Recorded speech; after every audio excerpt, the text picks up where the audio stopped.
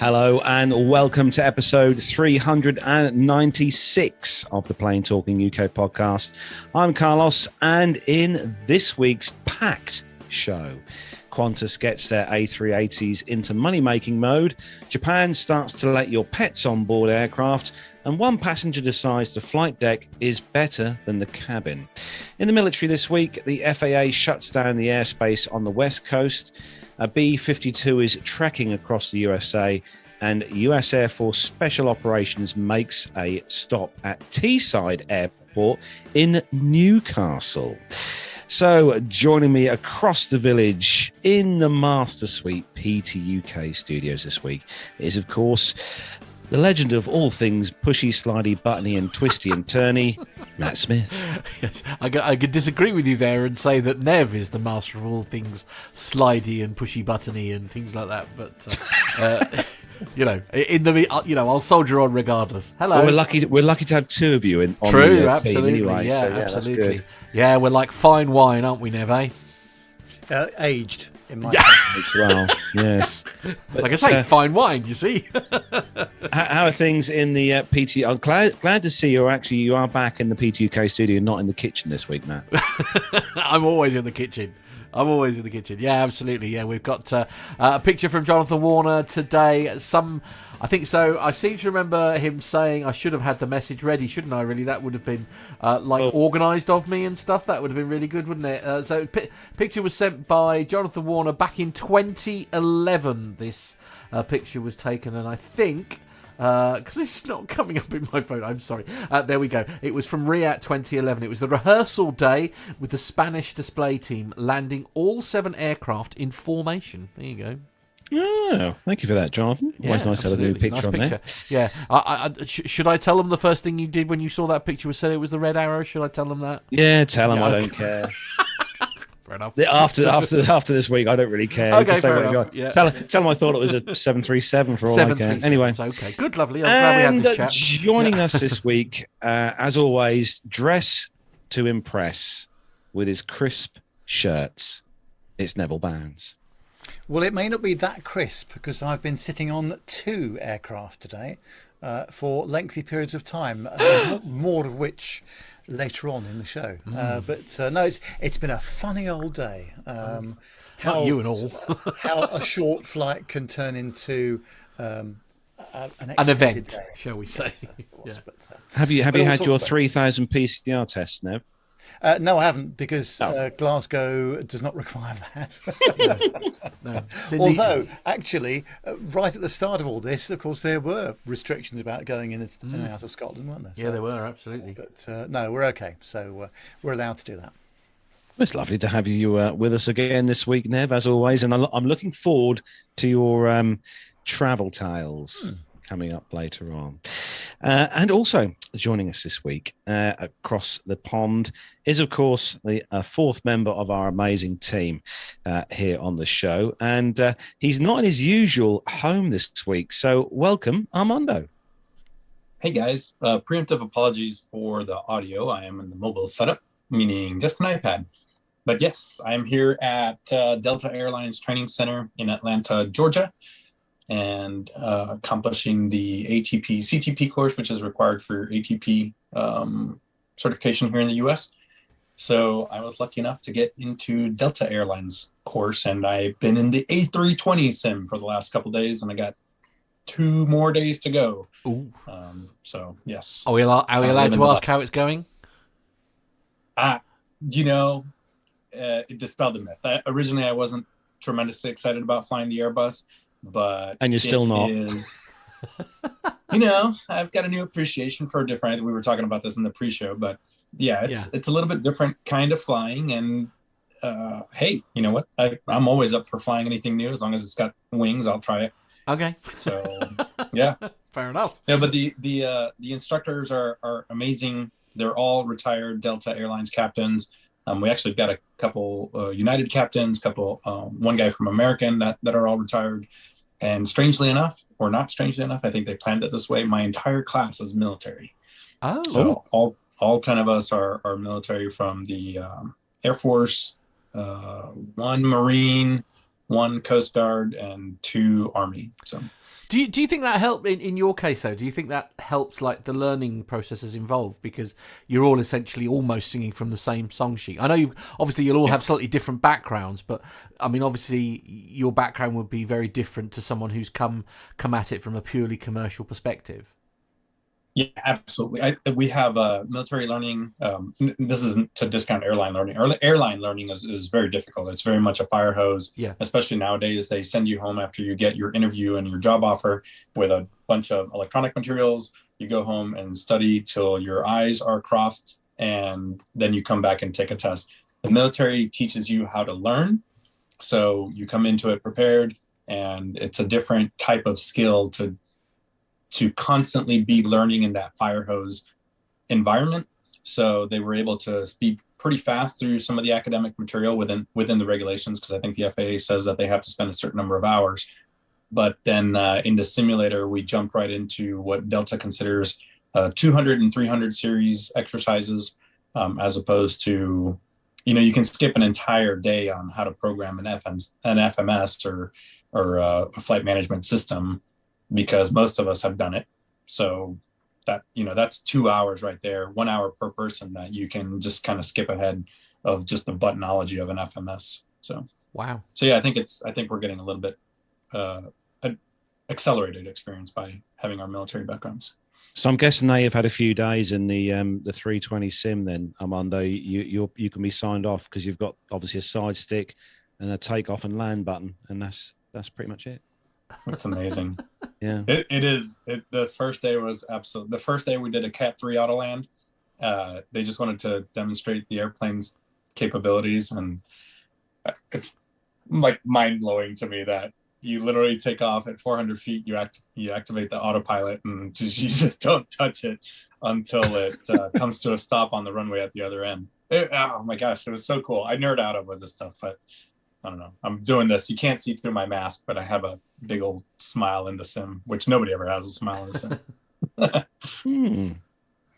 I tell you what you did mention just then, Armando, which I found very interesting. You said they teach you how to learn. And I would say that was a big thing missing from one of the schools, my secondary school that I attended. I don't think they did teach us how to learn. And that's quite a big thing, isn't it? It's a small but very important piece of equipment to have in your toolkit. Yeah, couldn't agree more. Wow. Okay. I want to go on the sim. All right, let's get on with the show. I'm waiting to hear from Ned. Yeah, Ned absolutely. has a special treat for us today. So better say hello to everyone who's joined us in the YouTube chat room, I think, guys. So let's have a look. Let's have a look and see who's in the room with us this week. All the usual family members. We've got Lee Davies. Hello, Lee. He's just nipped out for a beer. We've got Evan Shue. Hello to you, Evan. Must be about half past silly o'clock in the night. Yes, absolutely. Hello to you, Jacob Darlington Brown. Hello to you, Mazus. Hello, Mazus. Sturman's in there as well. Good evening to you, and Graham Haley. Nice to see Graham Haley in there tonight with us. John Jester. Hope you're feeling better, John.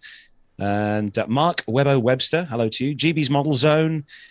We've got Jonathan Warner. He's obviously taking pictures of a B2 somewhere. Our main man, Micah, is also in the chat room with us tonight. Dirk S. Hello to you, Dirk. Dirk's just booked his hotel for the 400th, so he's all ready to rock and roll. Masha. Hello to you, Masha. Hope you're keeping well as well. Alan White. Hello to you, Alan. And hopefully, Evan, I haven't missed anyone else. No, John Jester. Armando and Nev is also. I've heard of them. Yeah, I've heard of them too. Yeah. So don't forget, if you are listening to our dulcet tones for an audio podcast and you want to see just how stunningly gorgeous Nev looks in his crisp shirt, take yourselves over to our YouTube page, which is Plain Talking UK. Just search for us on there. Hit the subscribe button. Don't forget to hit that subscribe button and also the bell icon next door to be notified when we are live and recording brand new episodes with Nev in his crisp shirts, as we are now. So he loves it, really. Look at him, smiling, bless him. I think we should have an episode sponsored by Charles Tyrrett, who will be manufacturers. Yeah, absolutely. Yeah, I think so. Yeah. I don't see that as a problem. Yeah. I'll tell you what, next week I'm going to wear a shirt That's it. Right. I'm wearing a Oh, shirt gosh. next week. Well, there you go. Nev was talking to us. Nev is always rubbing in how great his travel experiences are. And the rest of us just kind of sit back and watch. And sometimes I'm listening to it from like the 37th row in my airplane when I'm going somewhere. Yeah, that's where the labs are. Right. Sorry, the small labs. Yeah. But Nev was telling us this week that he had a special surprise for us about one of his a recent experience on BA. So not even we don't know about it. So Nev, do tell, sir. Right. Well, I'd started off on Thursday, but because I was, you know how I go on about flight deck PAs and on some airlines how inadequate they can be. Iberia was my last example, where all they offered was cabin crew 10 minutes to landing. And that was it. That was the entire PA. So I thought, I know what I'll do. I will record a BA PA on my flight up to Glasgow.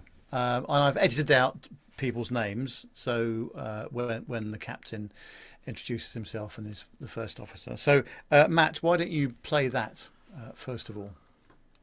A very good morning to you all. From the flight deck, it's the captain. On behalf of all the crew, I'd like to extend a very warm welcome aboard this British Airways operated service to Glasgow. Well, first of all, thank you all for boarding so promptly. That's put us in an excellent position to get away from Heathrow a few minutes ahead of schedule. The flight time to Glasgow, just 1 hour, and with that in mind, we'll get you there just as quickly and as safely as we possibly can. I'd like to introduce the rest of my team to you. My friend and colleague on the flight deck, the senior first officer. You've got a wonderful team of cabin crew taking care of you this morning. I know that JP and his team will do their very best to make your journey just as comfortable as they possibly can. However, I would like to emphasise that all of the crew are here primarily for your safety and for your security. Whilst on the subject of safety, may I also remind you of the British Airways seatbelt policy. We recommend to all of our customers that you keep your seatbelts fastened whenever you're seated. Well, that's all from me now. We're just awaiting the very last few of your bags to be loaded into the hold, and as soon as that's done, we will be on our way. But in the meantime, once again, it's a pleasure to have you aboard. Now, isn't that a great PA? Isn't that what PAs should be like? Yeah, there's a lot of information in that short sort of 2 minute piece. Yeah, I think so. Yeah. Now, I mean, that was one thing. But then on the way back this morning, I was on a 10 o'clock flight on an A319.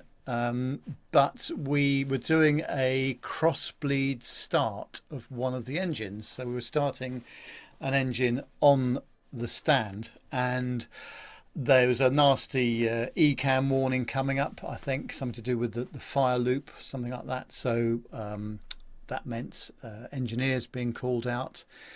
And at the end of what was about an hour and a quarter, I suppose, because they kept us on the aircraft just in case it could be fixed, they cancelled the flight. However, the comms were absolutely superb from the flight deck, the cabin crew, really, really good. So that was fantastic. So I even tweeted something up about that because I thought it was great. And so that was marvellous. So then I went back to the lounge to have some tuna sandwiches and some crisps and a cup of coffee. And that was great. Got on the next flight, which they put me on, which was the 1:10. That was all great. The only thing I would say about it, which wasn't great, coming back down, was just as we were coming over Bovingdon, which is to the northwest of London, which is where you would normally do some holding if there was a lot of air traffic coming into Heathrow. I heard the autopilot sound being clicked off. And I thought, that's interesting. Anyway, the first officer flew the entire approach from Bovingdon all the way down to Heathrow, which was marvellous. No problem at all with that.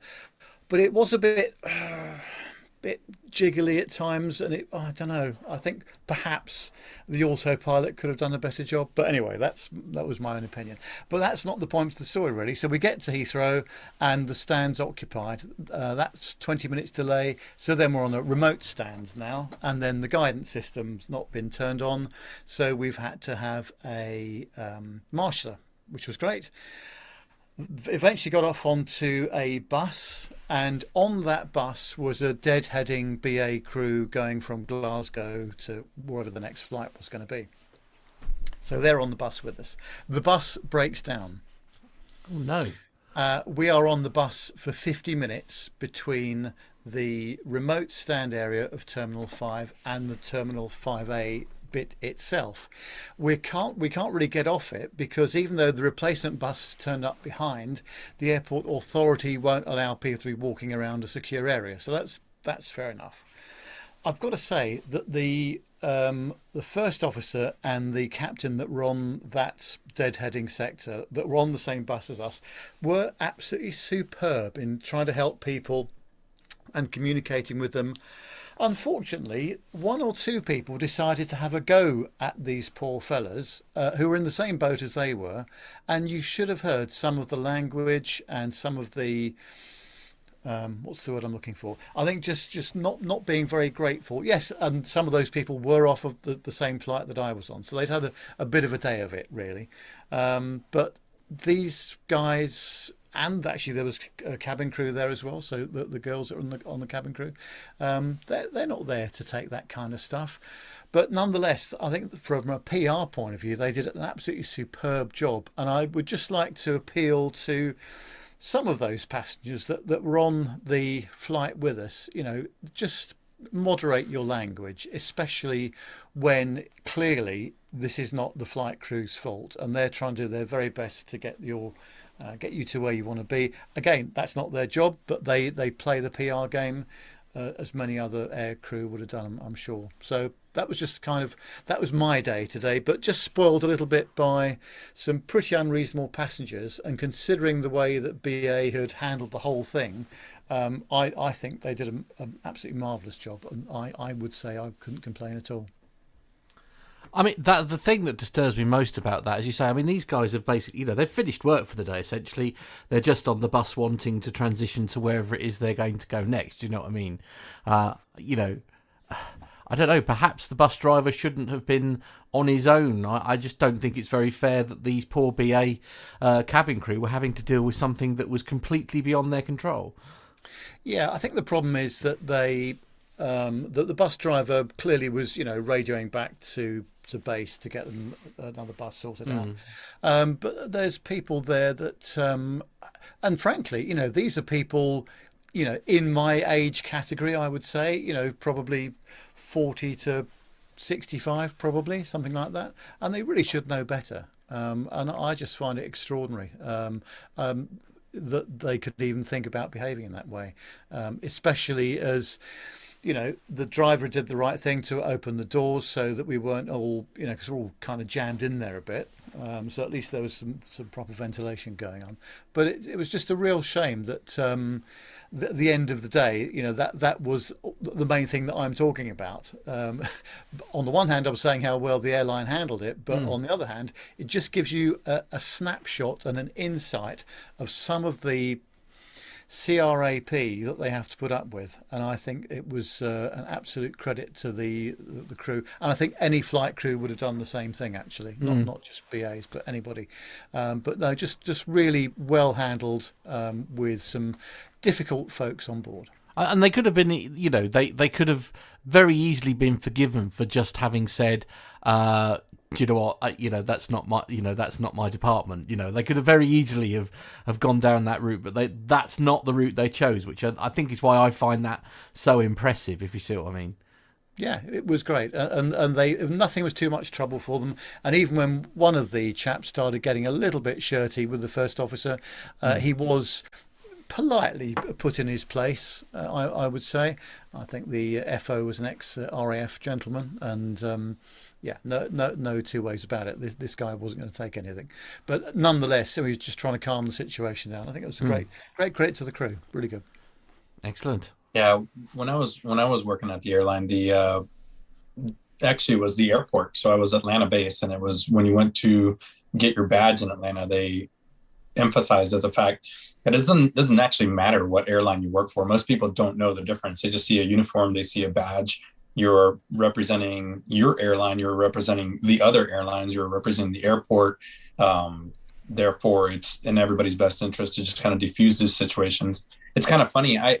In my little pilot costume, I would walk through the terminal, and the question I was asked the most was, "Where's my gate?"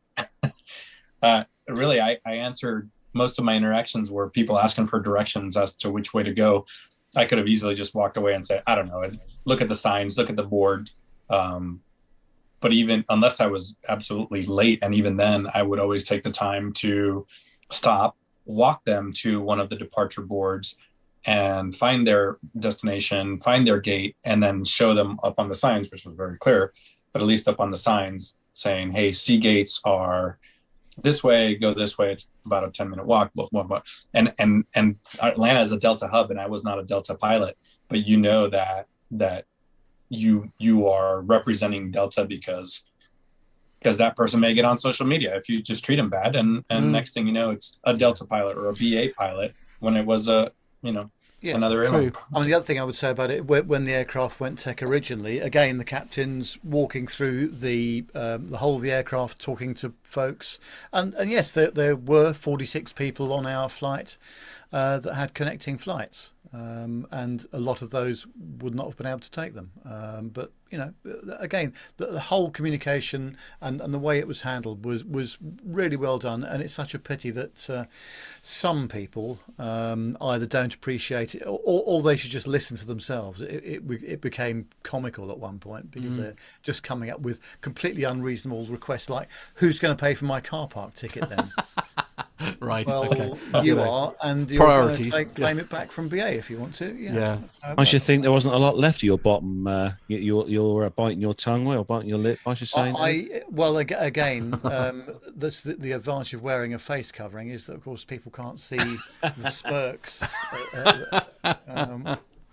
But honestly, I get to the point now where these people, I just find the behaviour completely unacceptable. But again, could not praise the crew enough. Really, really good stuff. And I just thought it was worth spending 10 minutes or so just talking about that, because I don't think that the crews, both flight deck crews and cabin crew, get enough praise in these sort of situations. Amen to that. Amen to that. Right. Okay. Now we probably better move on now. Otherwise we won't have time for anything else. So, Carlos? Yeah, let's press the commercial news button, Mr. Smith.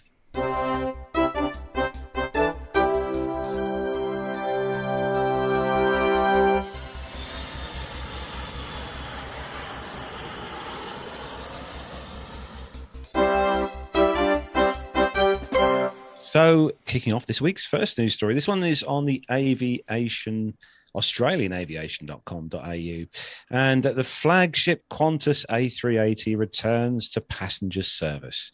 So the first Qantas Airbus A380 has officially returned to passenger service after nearly a 2-year hiatus, with Victor Hotel Oscar Quebec Bravo taking to the skies officially as QF11 from Sydney to LAX.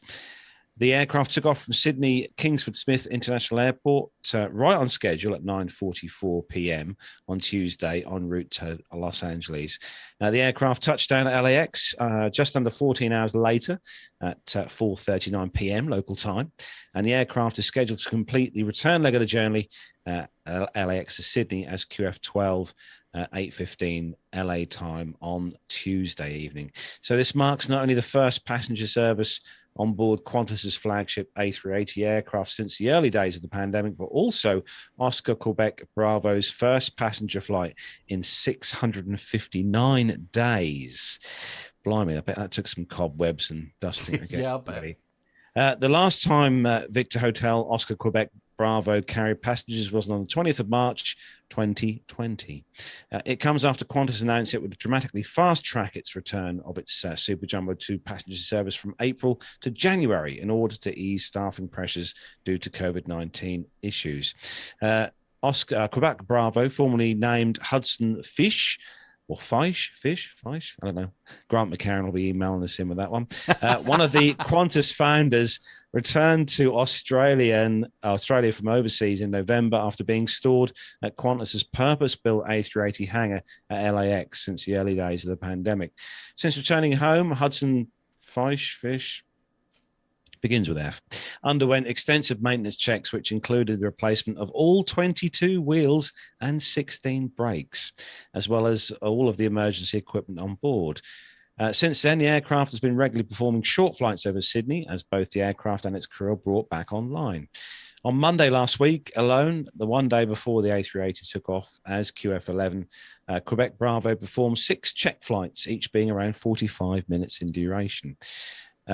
Quebec Bravo was initially scheduled to see cabin refurbishment prior to its return to passenger service. However, crew scheduling chaos in light of current Omicron-19 outbreak, partnered with Queensland's harsh quarantine rules, meant that Quebec Bravo's return had been expedited with no time to spruce up the interior.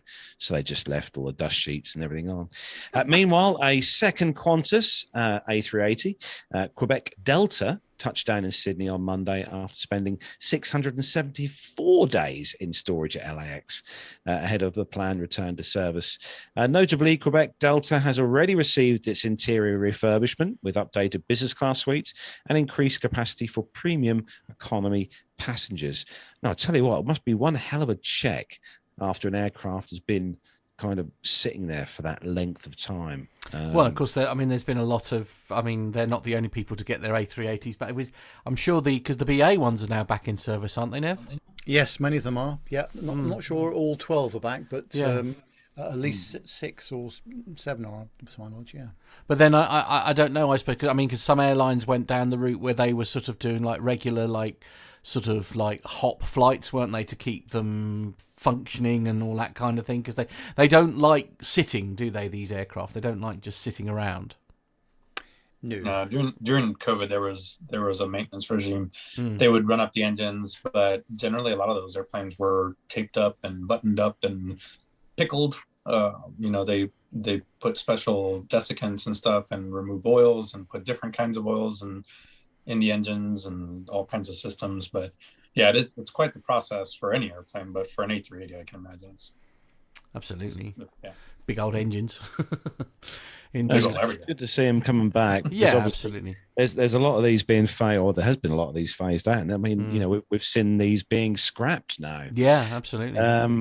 Which is always at least there's parts everywhere for them. Exactly, or tags hanging from my tags hanging board here. From your board. Yes, okay, good, yeah. Lovely. Shall we move on, Matt, to the next story. Ryanair, and it's all about near misses. Indeed, absolutely. So now I want to say, first of all, yes, this happened 2 years ago, and yes, the report was published in November of 21, but I guess in all the excitement and stuff, we sort of missed it. It's in the media at the moment for some reason, which is why we're highlighting it. So 2 Ryanair planes narrowly avoided crash. Investigation finds 2 Ryanair aircraft with almost 400 passengers and crew on board narrowly avoided a collision on a runway at Malaga Airport in Spain 2 years ago in what aviation investigators classified as a serious incident. An official investigation by the Spanish Civil Aviation Authority has revealed that an air traffic controller at Malaga allowed Ryanair flight to land at the same time as the other Ryanair aircraft was given permission to enter the runway and take off.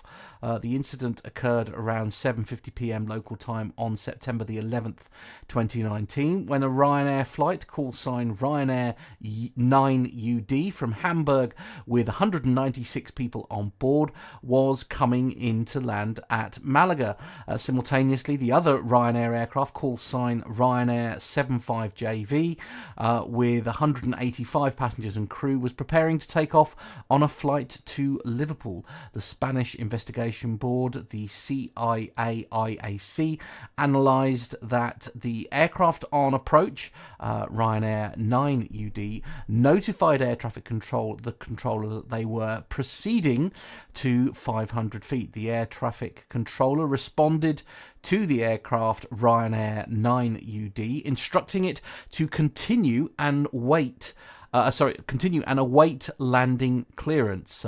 At that moment, Ryanair aircraft 9UD was established on final at 1.7 nautical miles from the threshold of runway 13, and aircraft Ryanair 75JV was taxiing towards runway 13.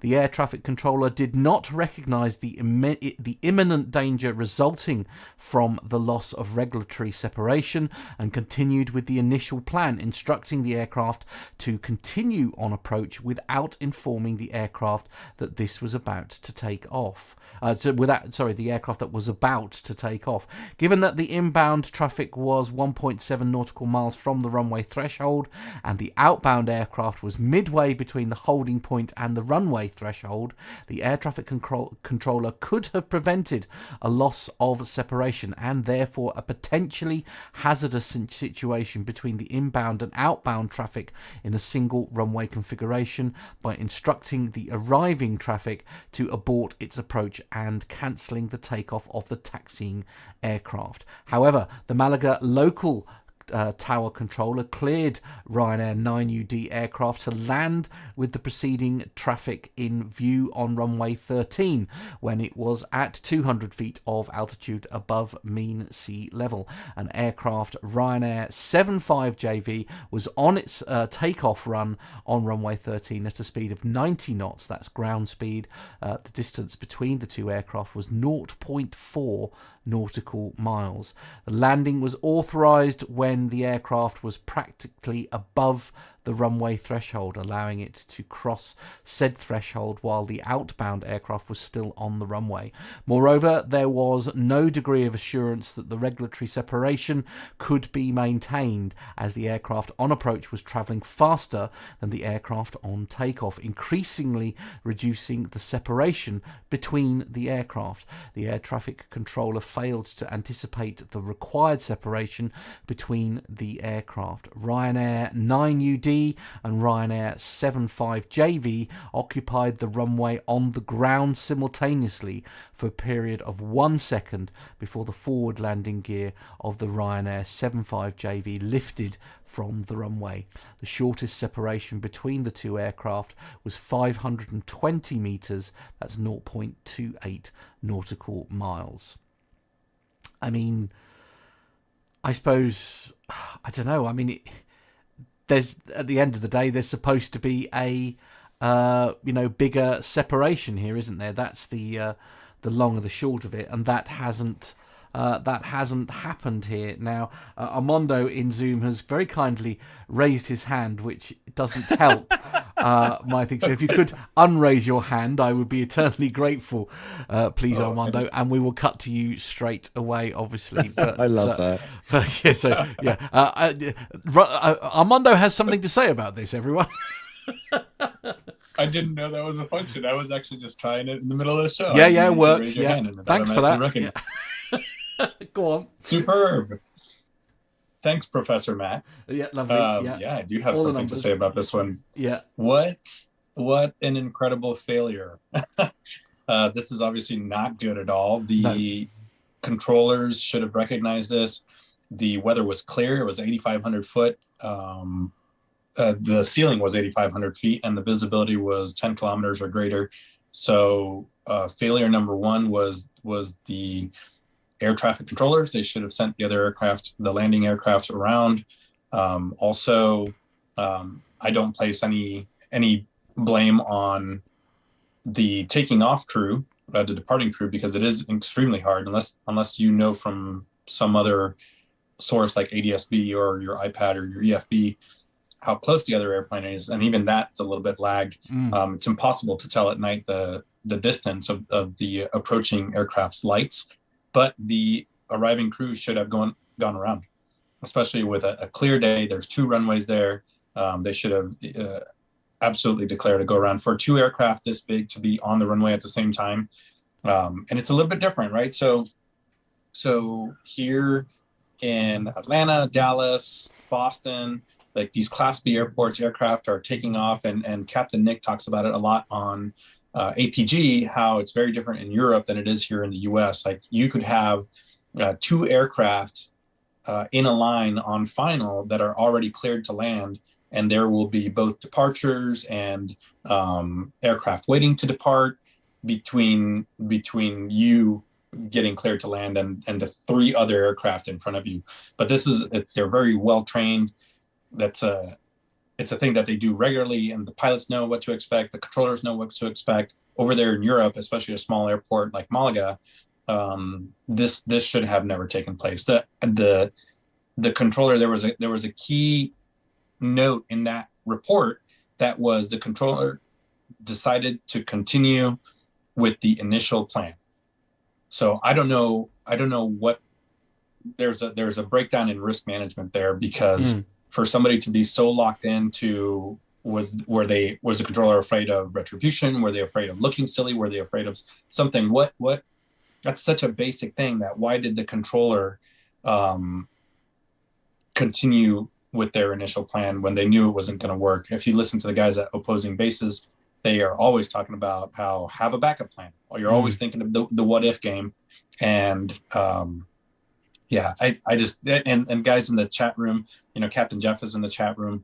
Why did the landing flight crew not initiate a go around? You can, even at night, on a clear night, you can absolutely see the lights of another 737 on the runway. They should have gone around at that point. Not a big deal. You practice it. They could have sidestepped. It was just.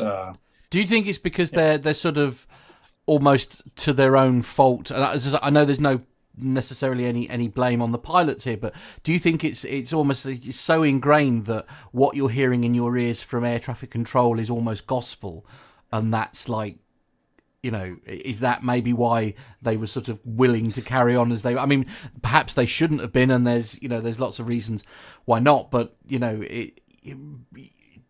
is there a chance that might not even have entered into their head that there was a potential issue on the runway because the controller in their ears is telling them everything's okay?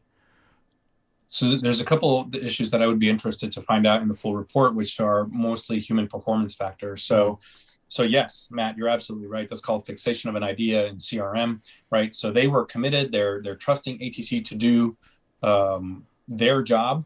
They could have been on their 4th leg of the day. They could have been fatigued. That could have been a late report for them. They could have been over-focused or hyper-focused on the automation as opposed to looking outside, even on a clear day. Most of the pilots here in the U.S. have heard of the American Airlines speech, Children of the Magenta Line. And we're always backing, even a visual approach, you're backing it up with some kind of guidance, some kind of guided approach, whether that's an RNAV approach, an ILS approach. And it's very easy to get hyper-focused without the right experience on the automation of it and not be looking outside.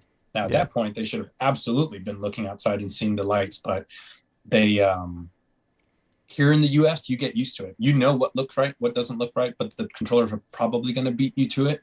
But at the end of the day, it's your job, especially the landing aircraft, to be honest. And I'll wrap up my contribution with this. This continues to happen, right? So this is runway incursions are a common thing. If you look at if you just Google runway incursions, even 2018, 2019, 2020, they're still happening.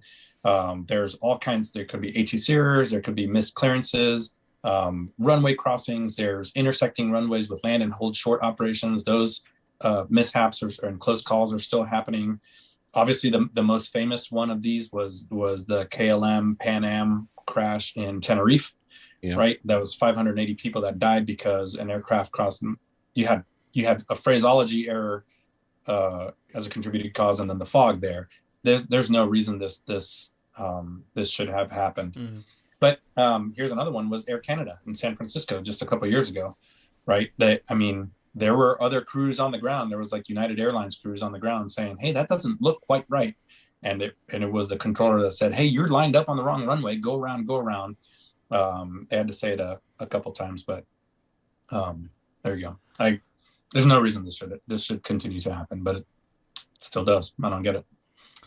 Indeed. It's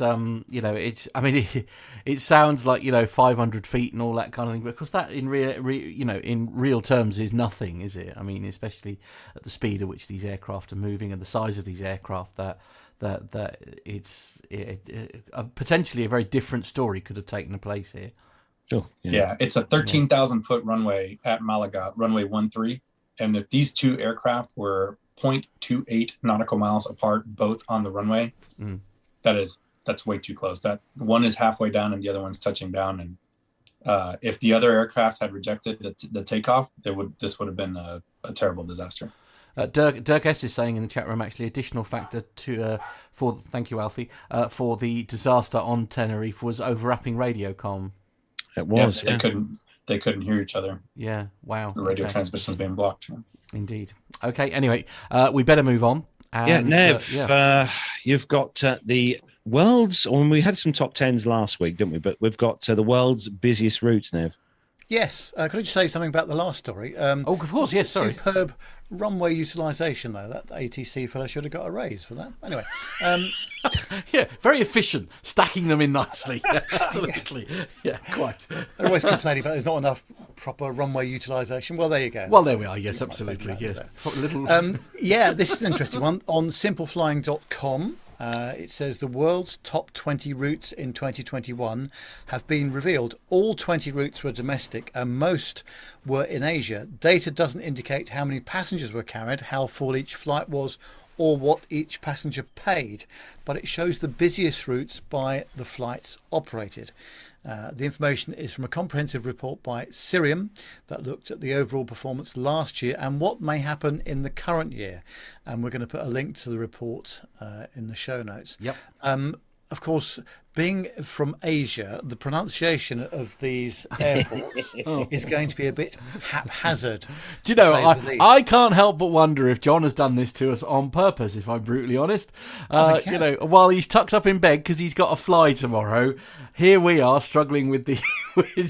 So I'm just going to say I'm out already. I'm out. I'm not going to go through all 20 because that is just going to be a car crash. Should we go with the top 10?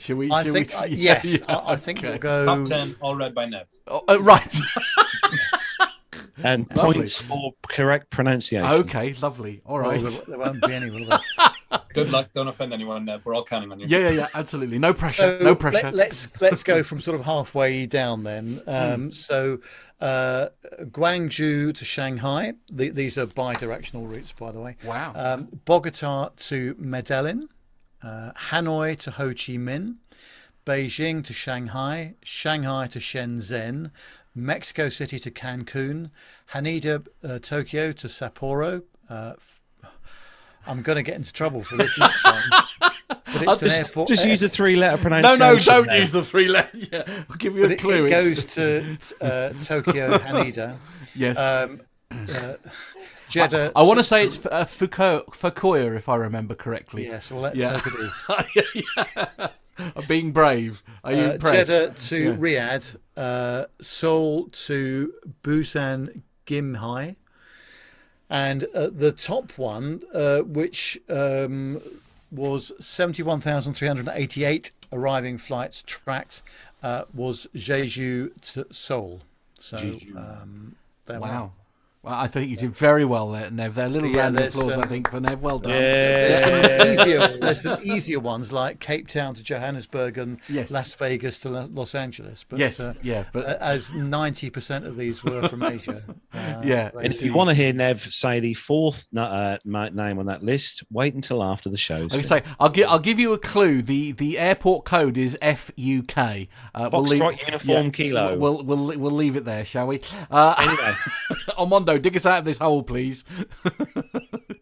Oh, well, John Jester probably has been there. He's Fukuoka. Fukuoka. Oh, okay. Fukuoka. There we go. Lovely. Very good. We've made it. I'm scared. Moving on. All right. Well, this next story is not going to surprise anybody. It's from a variety of sources. If you've been trying to travel anywhere in the United States or the world, you've probably been delayed. And over the holidays, especially, we saw quite a few cancellations. I think close to 4,000 cancellations of flights over the last couple of weeks. The first one was reported for Delta Airlines. 8,000 Delta Airlines employees have tested positive for COVID-19 in the past 4 weeks. That's 8,000 out of 75,000 total airline employees. The CEO, Ed Bastian, confirmed that the Omicron variant has ripped through the company and that employees are returning to work, allowing operations to continue. But that the call in, the sick outs plus the winter storms have led to a cancellation of more than 20,000 U.S. flights since Christmas Eve and the first week of January. That's just from Delta.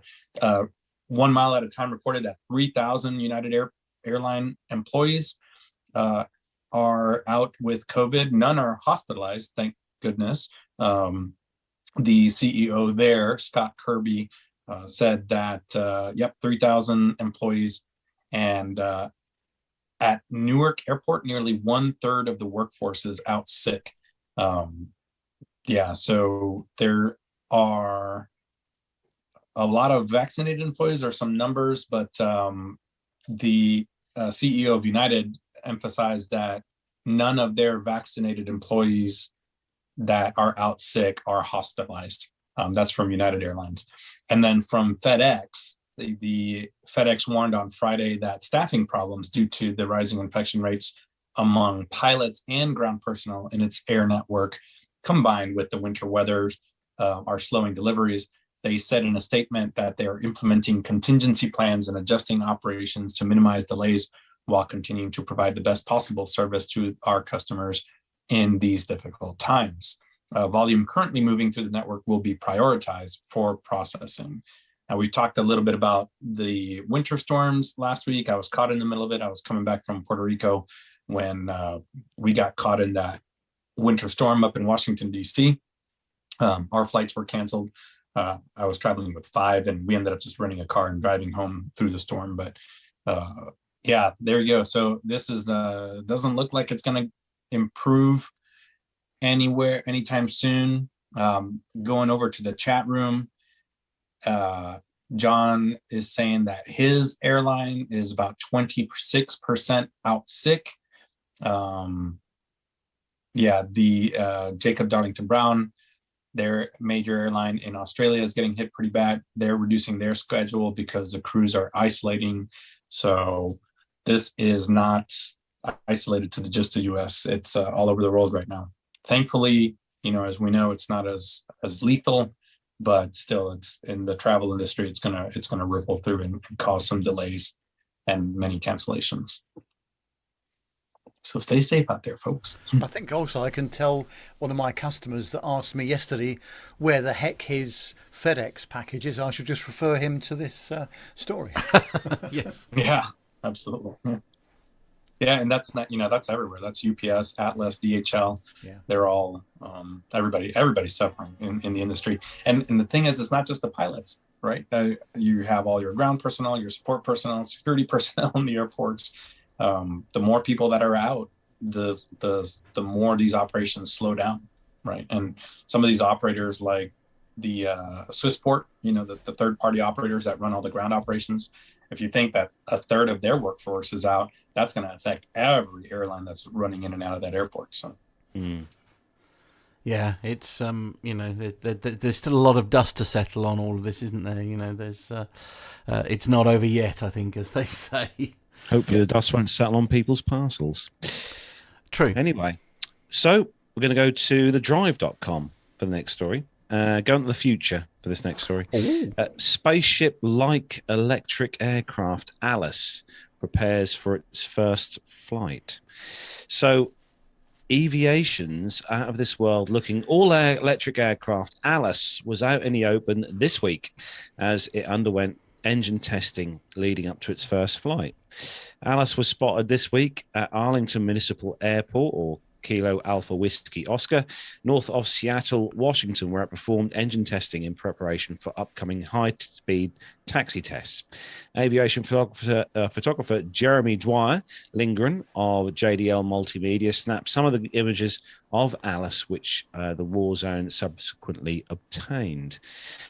Aviation CEO Omar Bar Yaov told Flying Magazine on Monday that while the company doesn't want to commit to a first flight date yet, it feels there are only 5 to 6 nice weather testing days away from starting the campaign. God, I'm looking at these pictures, what Matt's put on the screen. It does look quite nice. According to Global Aviation Resource, however, the test didn't go well. The site reported that the plane's second engine refused to start during the week's test, triggering a shutdown of the first engine. An early configuration of Alice made its first appearance at the Paris Air Show back in 2019, at which time the company claimed the aircraft would reduce maintenance and operating costs by up to 70%.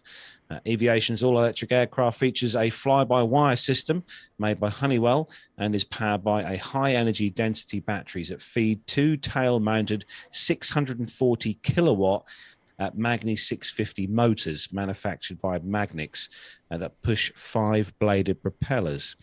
In its commuter configuration, the aircraft can accommodate 9 passengers and a crew of 2. And Aviation is also planning an executive configuration that seats 6 passengers in larger, more luxurious seating, and a cargo configuration that includes forward and aft, offering access to a 450 cubic foot cargo bay. Alice has a maximum range, this is the all-important bit for electrical powered vehicles, range of 440 nautical miles, carries a maximum payload of 2,500 pounds. Its service ceiling is around 32,200 feet and a maximum cruise speed of 250 knots. The company claims Alice requires just 30 minutes of charging time per flight hour, meaning it could be recharged while unloading and loading cargo or passengers. Global logistics firm DHL announced a provisional order of 12 Alice cargo craft last year, writing that the company had found the perfect partner with Aviation, with whom they can take off into a new era of sustainable aviation. It does look nice, I will say. Miles High is saying in a chat room, powered by 1,000 Duracell Max battery. Wow. It really makes me think of the advancements that we've made with computing power, right? I mean, what do you think of the evolution from the propeller airplane and the piston powered airliners to the jet age? That was a huge revolution. But now that we have the computing power to make the most aerodynamically efficient aircraft, they're starting to take on some pretty funny shapes. I mean, they look like cartoons out of my kids' books, but you can tell in that picture that for this aircraft, they're using the fuselage for lift. It's got a flat bottom and a round top, like the cross section of a wing. So even the fuselage is creating lift. And I think Neil Cloughley was talking about that from Fairdair, how their advances in aerodynamic, computational fluid dynamics, they're able to just come up with these incredibly efficient designs. Very cool. And the cargo operators, this is, when you talk about like Empire Airlines, Mountain Air Cargo, they're using Cessna Caravans, which is exactly the same size airplane. And all they do is they fly out from the outstation to the hub at, 8 o'clock at night. They unload everything. And then the next morning at 5 a.m., they fly back to the outstation. And that's it. That's all they use. So this is perfect for an electric aircraft that can carry a bunch of weight. Is 45-minute flight into the hub. They sit around all night and then they fly back the next day and then plug it into the wall or whatever they do. Dirk S is saying 30 minutes of charging time with 3,500 megawatt charger. Also, what was the comment on the? There we go. Jacob Darlington Brown in the chat room says as well, at 400 nautical miles isn't very far. But these are test flights, I suppose, aren't they? Really? I mean, yeah. I guess you've got to. It's like with all of these things, isn't it? It's got to start somewhere, hasn't it?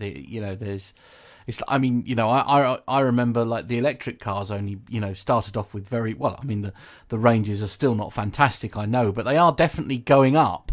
it is starting to reach a point where they are, usable, and like again with the advances of fast charging and things like that, you can, you can do a longer journey now where you can get almost like, is it 85 or 90% of your battery fully charged in like 30 minutes, which is, we've all spent at least 30 minutes at a service station, haven't we? So I still think it's the future. We've got to come up with something. We're getting there. Yeah, we're getting absolutely. So, Matt, where are we going to for this one? We're going to someone getting their type rating. This is good. Indeed.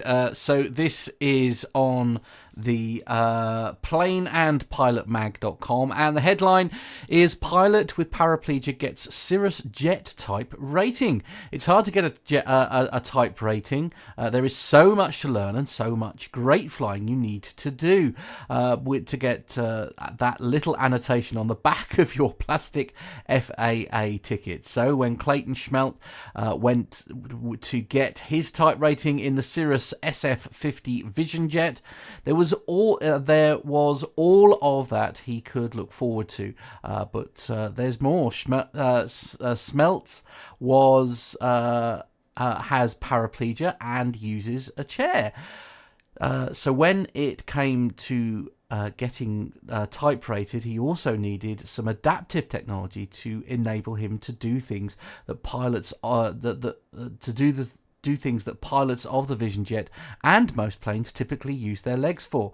That adaptive technology is brilliant, with a pair of hand-operated controls right at the seat edge for rudder control, and a long lever on the right for operating the brakes. So not only can Smelt call himself the world's newest SF-50 pilot, but he's also helped pave the way for others who can use such adaptive technology in the SF-50 in the future, which is absolutely the way forward, isn't it? Here, it's a great idea, and I mean, Mike Weldman, presumably he's had sort of like similar, adaptations done as well for this sort of thing, I guess.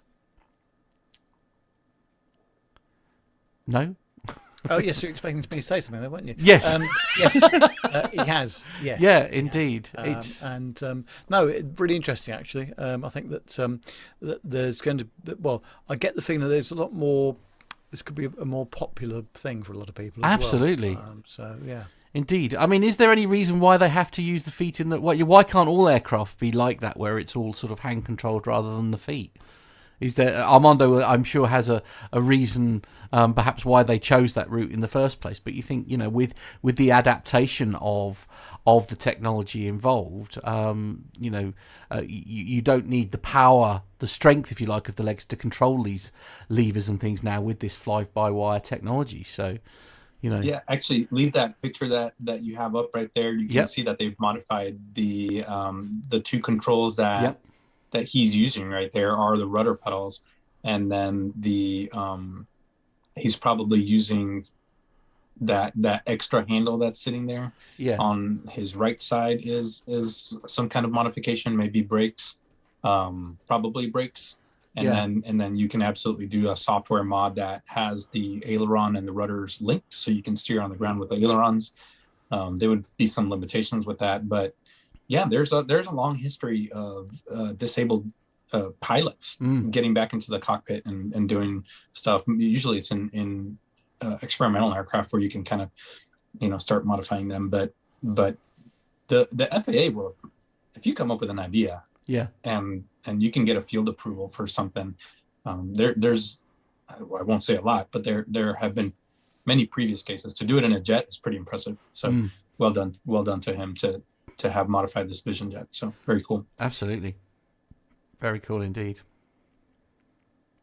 So Nev, you've got the next story, and this is all about that crash on the golf course. Bit of a near miss, wasn't it? This is on the comet.net, planelogger.com, flightradar24.com, and aviationsafety.net. It says that a light aircraft, which was a Vans RV6, registration Golf Oscar Papa Alpha Romeo, crash landed on a golf course on Sunday afternoon, just metres away from people playing golf. The incident happened at Chesfield Downs Golf and Country Club in Gravely, which is situated next to an airstrip for light aircraft. Eyewitness Jamie Hickin, who was playing a round of golf on the course at the time of the incident, said after its first contact with the ground, it bounced up and veered towards me and my playing partner head on. The plane came to rest about 25 to 30 yards away from where I was. I was first on the scene and called 999. Fortunately, nobody was injured, and the cause of the crash is as yet unknown. A nasty moment, definitely. Indeed, as you say, a very, very near miss the indeed. RV6 is experimental home-built airplanes. If you guys remember when we did the seeding fly-in, do you remember we walked around those hangars and there was a gentleman building one? Oh yes, that's right. Yes, but I think that. Yeah. Mm-hmm. Yeah, it was in that old paint booth, and he had all the clickies or clickets or whatever it's called to make the rivet holes. But they're a very stable airplane. The RV6s and all the Vans RVs have a big sort of straight wing and are very forgiving. And it's hard for a pilot, especially when it's your own airplane, to make the decision that as soon as the engine goes out, the airplane belongs to the insurance company. So all you're doing is looking for a spot to land it, preserve it as much as you can, but it's all about preservation of life at that point and reducing the amount of energy that you're going in there. We're always looking for golf courses, to be honest. They make 400 yards makes a great landing area when you're down at 40 miles per hour with full flaps and no engine. If you buckle the gear like he did, it really only takes about, I don't know, less than 100 yards to stop. Wow. Like the airplane will come to a stop. Yeah. And you're going to walk away from it if you're in a low energy state. And of course the golf course can be easily mended. Yeah. And the insurance will take care of that, right? Yeah. Like, as long as you walk away, you can deal with whatever. True. Indeed. So Armando, we're going over to Australia for the next story. Yeah, this is just indicative of the, despite the last story about COVID running rampant through the industry, they are hiring. Everybody's hiring. Regionals are hiring, majors are hiring, cargo's hiring, everybody's hiring. And one of the newest U.S. airlines, Breeze Airlines, is tackling their pilot shortage by paying their pilots a little bit more and hiring pilots from Australia. So these airlines have started, I think I can say this, but Delta Airlines, is public knowledge, is hiring 200 pilots a month. That is limited by their training schedule. I know American Airlines, Piedmont Airlines, all the regional SkyWest are all hiring, PSA, GoJet, and David Neilman, who founded this airplane. If you guys remember, he founded JetBlue Airways, but he founded Breeze a couple years ago, and he is reaching out to Australia to fill their needs. And I think there's work visas involved in that. The pay, they're looking at first officers for the A220 at Breeze being around $68 per hour. They raised that about $13 per hour. So that's pretty good for a small airline like this flying on the A220. That's really only about $20 less than a major, and then probably $10 less than a low-cost carrier. So pretty good first officer pay there for this kind of airplane. And then the Australian part of it is under the E3 work visa program, and they are actually other airlines. There's Commutair and ExpressJet have used this program also to hire Australian pilots into the U.S. So by the time this story was written, there was 120 applicants for the program from Australia, and that's pretty cool. I'm sure the Australian airlines are also hiring, but similar hiring news. This is pretty big news. Was Delta Airlines? Sorry, we're talking a lot about Delta Airlines today, but they have just removed their requirement for a 4-year degree, for a bachelor's degree. That's been traditional at all airlines, part of their hiring process. but they have decided that they're looking for quality of time built, quality of experience over just an arbitrary hard requirement for a 4-year degree. So now if you have a 2-year degree, an associate's degree, you're working on college, you can apply to Delta Airlines. It will still certainly help. It's a points-based system at most airlines. If you have your degree, but that's just one factor combined with many other factors to include experiences, other things on your resume, your gender, minorities, affiliations, military, all these other things get considered. But Delta is the first major to say that a 4-year degree is not required. So there you go. I must admit, Now's the time. I was quite surprised by that story. I was quite surprised that I don't know. I guess I kind of assumed that I must admit I didn't realise you needed a degree prior to this point in order to be a pilot. An airline pilot, yeah. An airline pilot. That's just a surprise. Just a big surprise, really, for me. At today's current exchange rate, that's $68 per hour for flying the A220 is 50 quid in UK pounds, Matt. Okay. Flying A220. But remember, that's per flight hour, and there are minimum flight hour guarantees per month. Yeah. Regardless of if you fly. So if you have a 70-hour per month guarantee, that's an arbitrary number, you will get paid for 70. If you fly less than that, let's say you're on reserve, you're going to get paid for 70 no matter what. And if you fly over that, then you're going to get paid over 70 what you actually fly. And that's just base pay. That doesn't include all the other premium pays of base, profit sharing, things like that. So it's not bad money. Well, I mean, really? 70,000 a year to be in the right seat is pretty good. And remember, that's just first year pay. First year, you're on probation. Some airlines is 6 months, some airlines is a full year. The second year pay usually goes up quite a bit, at least 10%. Right. Okay. Now's the time. Go apply. We need to move to the US, Matt, and become pilots. Right. Okay. Fair enough. I mean, there is the small issue of me not being keen on flying in general. Of Forgot course, about that minor hiccup. No, I keep forgetting. You want to jump out of them? Not no, anyway, I really don't. Moving on to the next story, and this is bad news, but a good outcome. This comes to us from 6abc.com and theinquirer.com, and all 4 occupants of a medical helicopter, including an infant, survive a crash. So a medical helicopter carrying a 2-month-old baby crashed on Tuesday in a residential neighborhood in Drexel Hill, leaving the 4 passengers with non-life-threatening injuries, thanks to the pilot's miracle landing, officials have said.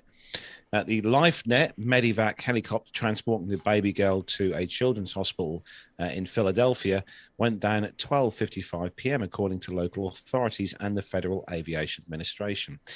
Flight transportation logs show the chopper, a Eurocopter EC-135 owned by Air Methods, departed from Hagerstown, MD, Armando?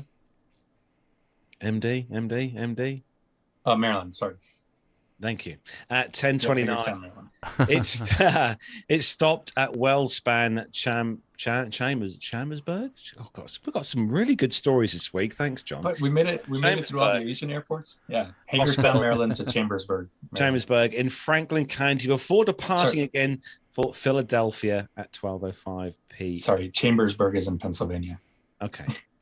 Around 45 minutes later, the aircraft began experiencing issues while flying over Route 1, said Upper Darby Township Police Superintendent Timothy Bernhardt. The pilot searched for a place to land, gliding lower and lower overhead for about a mile before plummeting, said Tim Boyce, director of Delaware's County Department for Emergency Services. The unit fell and slammed violently into the street at Bloomfield Avenue and Vermont Road, then skidded into the side of Drexel Hill United Methodist Church, Boyce said. So I'm just looking at the pictures here. I haven't seen these yet. My word. The unit, besides the child patient, the others on board, the pilot, nurse, and medic, were able to crawl out of the helicopter and didn't suffer life-threatening injuries, authorities said. The baby was taken to CHOP by ambulance and was in a stable condition, officials said. The pilot, who sustained more serious injuries, was transported to Pern Presbyterian Medical Center, where he was also in a stable condition. The nurse, the medic, didn't require any medical attention, and the fire officials said the helicopter had about an hour's worth of fuel left at the time of the crash, and crews took steps to keep leaking fuel from contaminating groundwater. And the FAA and the NTSB are, of course, investigating this crash.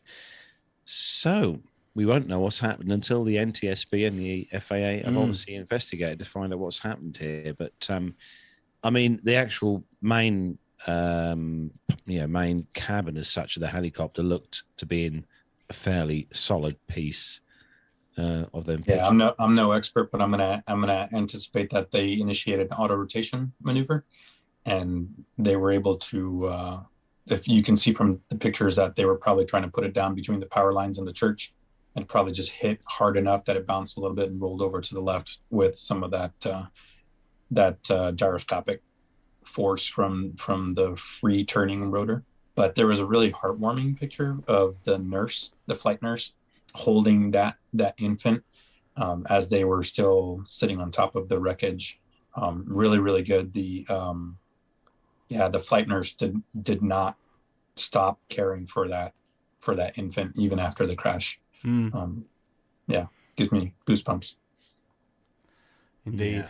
And Dave Abbey in the chat room has said that CHOP stands for Children's Hospital of Pennsylvania. Oh, okay. There we go. Nice. Thank you, Dave. Indeed. So, Matt, you've got another incredible story given to you by John here, Yes. with more pronunciations than a pronunciation book of pronunciations. Indeed, yes. Very much wish me luck on this one. He has very kindly written them all out phonetically for me, so we'll do our very best. I'm not very good at this, but I'll give it a go. So here we go. The headline on this story is Japanese airline to allow pets on board as industry reels from pandemic hit, and the website this is from mynichi.jp. So the commercial rhymes with itchy, it says in brackets here. Can probably get a cream for that. Thanks, John. The commercial aviation industry continues to struggle amid the coronavirus pandemic, and as part of attempts to offer unique new features, Japanese airline Starflyer Inc. is working to introduce Japan's first Fly With Your Pet service as early as spring 2022. Apart from guide dogs and helper dogs who can board airplanes with their human partners, Japanese airlines keep pets in a part of the cargo hold. Starflyer, based in Fukuoka, prefecture city of Kitakyushu, is looking to allow small dogs and cats which could fit in a carrier of around 50 centimetres long by 40 centimetres wide and 40 centimetres high to be carried into the passenger area and board with their owner. Although giving pets water will be allowed, feeding them or letting them out of the carrier at airports or on board will be prohibited. Owners will also be asked to have their pet wear a diaper to prevent the smell of their droppings spreading. The airline initially plans to offer the new service on Kitakyushu the Kitakyushu to Haneda route for the time being. The offer will be open to just one human-animal pair per flight. The only designated seat for the animal, one of some 150 seats in the cabin, is by a window and situated all the way at the back. The case carrying the pet is placed in the window seat while the owner sits next to it. Fees for the new service are yet to be decided. Starflyer says the coronavirus crisis is one reason behind the new initiative's launch. While customer numbers increased in 2021 compared to 2020, sales were not even half of pre-COVID levels. It was then that the airline took notice of growing demand for pets. The Japanese Pet Food Association said said that as of October 2020, the number of dogs being kept as pets over the preceding year had increased by some 58,000. The same trend was seen for cats, of which there were 67,000 more. Both animals saw the largest increase in pet numbers in the past 5 years. Many pet owners welcomed the initiative when Starflyer announced Japan's first ever pet boarding plans in September 2021. The company received comments including "It's about time" and "This makes me happy." During a trial flight with actual passengers, Starflyer employees took a dog and a cat, each kept in a carrier, to the end of the aisle. In the 2 trials so far, the animals remained calm, and reportedly no passengers submitted any complaints. So there you go.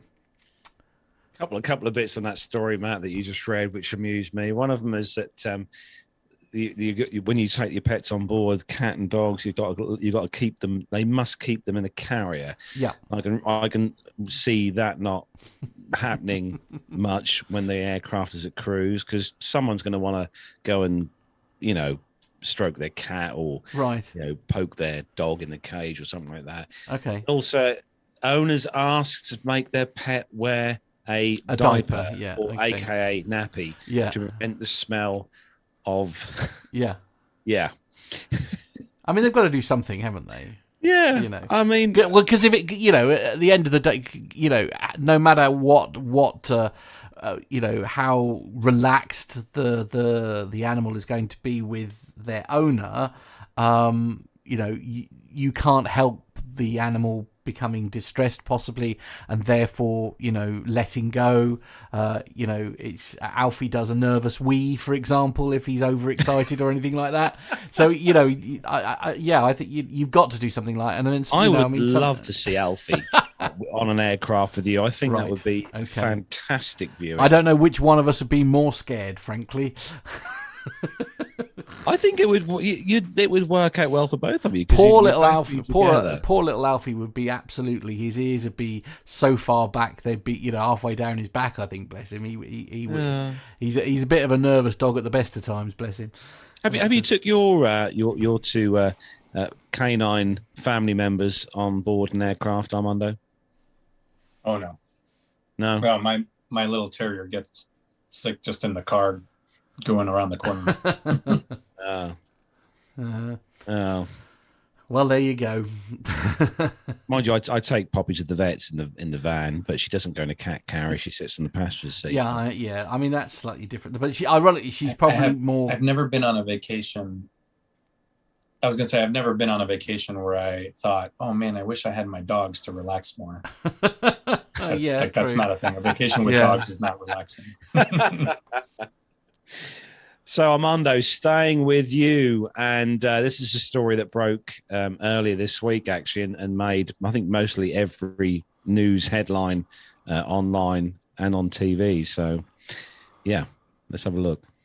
Yeah, it did make its way, make its rounds as passengers stormed into the cockpit of an American Airlines 737-800 down in Honduras, and they damaged the airplane as it was boarding. The flight was American 488 from Honduras to Miami.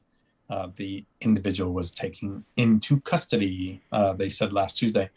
Apparently, crew members intervened, and the man, identified by local media as Aaron Ebanks Fuentes, was arrested by local authorities.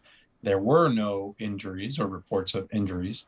According to ABC News, the suspect ran down the jetway, turned left into the cockpit.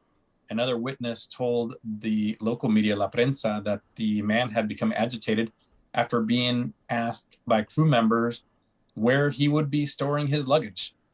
So this goes to Nev's opening story about people getting antsy about simple questions. So either way, Fuentes made his way to the cockpit, damaging the flight controls. There was another picture that showed he broke off the engine 1 thrust lever. He then attempted to jump out the window, as Matt is showing there. That's common practice to have the window open, especially in Honduras, let a little bit of air in and out. Americans said in a statement that they applauded their outstanding crew members for their professionalism in handling a difficult situation, which is probably an understatement. The damaged aircraft was carrying, or at least scheduled to carry, 121 passengers and 6 crew members. It was grounded at Ramon Morales International Airport in San Pedro Sula, and the new aircraft was sent down to operate that leg with about an 8-hour delay. And I will say, some people were asking, wow, is it that easy to break off flight controls? And the answer is yes. Oh, okay. Yeah, they're probably about the same strength as Carlos's home simulator. They're just plastic and aluminum. So if you really throw a leg in there and you kick it, pilots actually break these, believe it or not, pretty regularly. Flap levers, speed brake levers, things like that, getting in and out of the cockpit is it's just unfortunate that it happened in Honduras, where there's just not really a lot of replacement parts there. So right, yes, yeah, crazy. So Nev, at least no injuries, and the man was taken into custody. No, but we'll see something like this happen again. We always do. So Nev, you've got the next story, and going all the way to Saudi Arabia. Yes, this is on the arabnews.com, and it says that the headline says youngest woman to fly solo around the world arrives in Saudi Arabia. Well, British Belgian teenage pilot Zara Rutherford landed at King Khalid International Airport in Riyadh on Thursday in her attempt to break the record for the youngest woman to fly solo around the world, passing through 52 countries in a microlight aircraft. Rutherford stopped off in the Kingdom from the UAE as part of her tour, which is meant to encourage girls and women to study science, technology, engineering and mathematics, as well as to stimulate girls' interest in aviation, a statement on Saudi press agency said. The Kingdom's hosting of the adventurous young pilot, in coordination with the Saudi Aviation Club, the Civil Aviation Authority and the Riyadh Airports Company, aims to shed light on the role of women in the aviation sector, and in particular empower Saudi women in the field in line with the Kingdom's Vision 2030. Captain Rutherford says she was pleased to arrive in Riyadh and that the flight had exceeded all of her expectations and gave her unforgettable moments and tremendous challenges. I enjoyed the wonderful view when flying over the Kingdom, and every moment I had was an exceptional experience, she said. Rutherford set out on the epic flight in August from Kortrijk International Airport in western Belgium with the goal of flying 32,000 miles across 5 continents. The 19-year-old, who obtained a special flight licence from the US FAA and the UK on August the 18th, is piloting one of the world's fastest lightweight aircraft, the Shark Ultralight, which is the world's fastest 2-seater single-engine light aircraft and can reach a speed of 300 kilometres per hour. Well, that's a superb achievement, isn't it? My word. It is, absolutely. And, of course, we were very lucky to have a chat with Travis, weren't we, who did a sort of a very similar thing, obviously, at only 18 himself. So amazing, really, isn't it? Brilliant. Absolutely. Especially in a microlight as well. Yeah. Yeah, definitely something a bit different to brave, rather than a normal sort of fixed wing. Brave is the word we're looking for, brave, I think. Yeah. But, great achievement, absolutely. Mind you, flying a microlight in that particular part of the world is probably a lot better than flying a microlight in the UK. Oh, really? Oh, it's because lots of thermals and stuff to play with. Well, not only that, it's just the weather is so good. Well, more reliable, I think. Is more reliable over there, yeah, definitely. Indeed. So that brings the commercial news segment to a close. And, Nev, you're still there. You're still there. Shall we do some your favourite military stuff? Oh, my favourite military stuff. Because there's so much of it. I didn't know which one to choose. Sorry. I love the way we're doing this today. Okay. Actually, before we do the military, you're ready. Why don't you kick it off? Before we do the military news, we have got coming on lines very soon a particular new logo for a mug, haven't we? Oh, Matt? we have, yes, absolutely. Hopefully, will also be included in some rebranding that's taking place for the 400. Yes, looking forward to that. Yeah, absolutely. So because we've all seen the logo and it's very, very good. It is a very good. I mean, Armando, you must be particularly chuffed with it. Well, the person that designed it did a fantastic job. It's actually really good looking. It will not surprise people, the airframe that it is. We will wait to unveil that. Yes, indeed, as all part of the as the very special 400. So if you can't make it in person, make sure you're watching it live, isn't it? Yeah, absolutely. Anyway, enough teasing of the 400th. So Armando, over to you. Well, actually, hold on. Nev is texting me right now, and he said he'd rather discuss the process of making the aluminum for the cans of the beer served in first class on British Airways than do military. So right. That might be quite a long segment, so we won't do it this week. There won't be time. Very good. Well, a live on-air veto for that story, Nev. Matt, if you're ready, hit the button.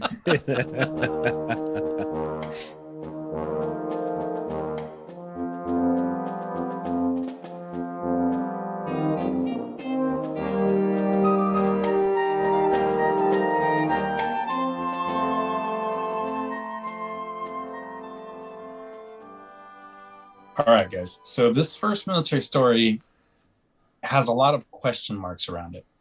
I don't actually know that we're gonna find the outcome of the story. I don't know if it'll be published, but on the West Coast this week, the FAA issued a ground stop for all aircraft under mysterious circumstances. The FAA just recently, just in the past couple of days. Now, the information that I'm getting is from thedrive.com. There was a couple different websites that were covering this, but the FAA just in the past couple of days put out an official statement regarding this mysterious ground stop order. It was issued in the Western United States and Hawaii around 2:30 p.m. The incident, which is now confirmed, there are a lot of unanswered questions around it, including what triggered it. Apparently, the FAA statement said, quote, as a matter of precaution, the FAA temporarily paused departures at some airports along the West Coast on Monday night. Full operations resumed in less than 15 minutes. The FAA regularly takes precautionary measures. We are reviewing the process around this ground stop as we do after all such events. Now, this statement is a little bit curious for a couple of reasons. One, publicly available recordings of air traffic control, which Matt is going to play out a couple here in a second, from the ground controllers talking with pilots at the time, show that the pause was actually not limited to the West Coast of the United States. In Honolulu, pilots were issued instructions to land, and it was a lot of confusion. Matt, are you able to play some of these absolutely right now? So I've got three files here. We're starting with number one. Yeah, let's do it. Line 48, home ground. Just hold there right now. We have a ground stop. There's something going on. We might have to scramble fighters shortly. Just hold there. Wow. Right. So that was from Honolulu saying we might have to scramble fighters shortly. There's some sort of ground stop. Go ahead and play the next one. Tower 1278. 1278, Tower. Do we have an ETA and a reason why we're delayed here? No, but if I get more information, I will certainly let you know. It came from the command center at DC, so it's not local. We don't know yet what it is. Okay, thank you. Oh, wow, okay. Yeah, and that command center is in Washington, D.C. The FAA and has a massive air traffic control command center where they monitor all air operations in conjunction with the military, the NORAD, North American Radar Defense. Then we have one more that Matt's going to play out. Zero Mike Echo, you just want to fly around, is that right? Sure. Maintain the airport to northbound, Zero Mike Echo. All right, Zero Mike Echo, I need you to go ahead and land at Van Nuys at this time. Some sort of national security threats going on. and we are not allowing aircraft to maneuver in the area at the moment. Are you able to land on ice? Wow. Yeah, and that was in Van Nuys, which is in California. There was another report from a pilot in Yuma, Arizona. That's 150 miles inland from the West Coast. They told the War Zone, which is part of the drive, that the alert had been described to them as a national ground stop, also highlighting the fact of how far this ground stop order went. Other air traffic controllers and recordings were out there that are they're kind of surfacing now that aircraft were essentially, for the first time since 9/11, being forced into a national ground stop. Now, of course, there had been some general speculation that the ground stop may have been related to a North Korean missile launch that occurred almost at the same time that the FAA issued this ground stop order. Not entirely out of the realm of possibility. Previously, a Russian missile drill led to a false alarm about incoming ballistic missiles flying towards Ramstein Air Base in Germany. That was back in 2020. And of course, if you've seen the news, North Korea has been developing a slew of new and improved ballistic missiles, including some hyper speed missiles that have the capacity, at least advertised, to reach the United States, including Hawaii, as well as the Pacific Islands. The drive reached out to U.S. Strategic Command, or STRATCOM.